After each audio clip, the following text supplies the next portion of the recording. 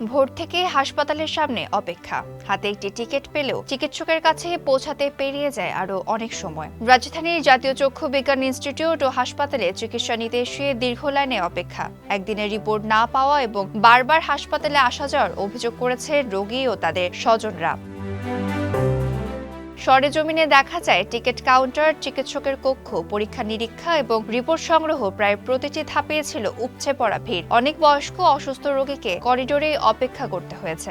এখানে চিকিৎসা মোটামুটি ভালোই দেয়, বা চিকিৎসা মানও ভালো, গুণগত ভালো।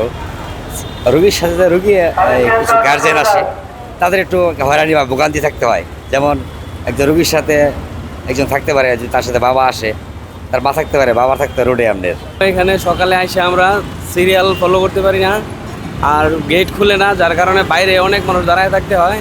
এই গেটটা যদি সকালে খুলে দেয় তাহলে কাউন্টার থেকে সিরিয়াল ধরা যায় এবং এতে অনেক রোগী হয়রানি থেকে বেঁচে যায়। আজকেও আমি আসছি, আমার 13 নম্বর সিরিয়াল ফাইলে লেখা, আমি পাইছি প্রায় 25 জনের পরে।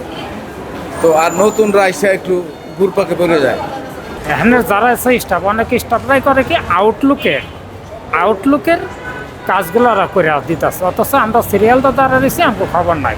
হাসপাতাল কর্তৃপক্ষ জানায় সপ্তাহে 6 দিন মাত্র 10 টাকার টিকিটে রোগীরা 1 বছর পর্যন্ত চিকিৎসকের পরামর্শ নিতে পারেন। প্রতিদিন গড়ে 3000-এর বেশি নতুন এবং প্রায় 2000 পুরনো রোগী সেবা নিতে আসেন। ফলে একজন চিকিৎসককে প্রতিদিন 120 থেকে 150 জন পর্যন্ত রোগী দেখতে হয়। AKS অর্জন করলো গিনেস ওয়ার্ল্ড রেকর্ডস। AKS প্রত্যেককে মাত্র 10 টাকার টিকিটের বিনিময়ে এই সেবাটা তারা পেয়ে থাকে।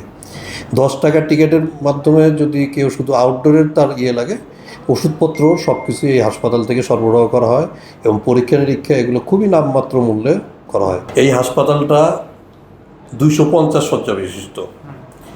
কাজেই হাসপাতালটা যখন তৈরি হয়েছিল 250 বেডের, তখন এটার যে স্ট্রাকচার,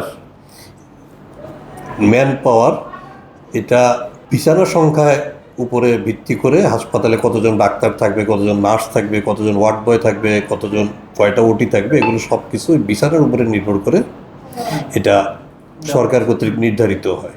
কিন্তু বর্তমানে এখানে প্রতিদিন প্রায় 3500 থেকে 4000 রোগী বহির্বিভাগে সেবা গ্রহণ করতে আসে।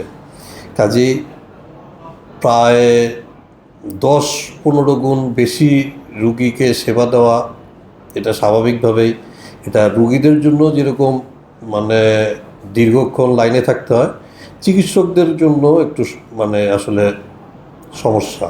তাদের ভাষ্য, রোগীর তুলনায় জনবল ও অবকাঠামোর সীমাবদ্ধতার কারণে এই চাপ সামাল দিতে হিমশিম খেতে হচ্ছে। হাসপাতালের উপপরিচালক ডক্টর রেজওয়ানুর রহমান সোহেল বলেন, 250 শয্যার এই বিশেষায়িত হাসপাতালে সক্ষমতার তুলনায় 10 থেকে 15 গুণ বেশি রোগীর চাপ রয়েছে। এই চাপ কমাতে 500 শয্যার নতুন ভবন নির্মাণের কাজ চলছে। Desk report, Dhaka post.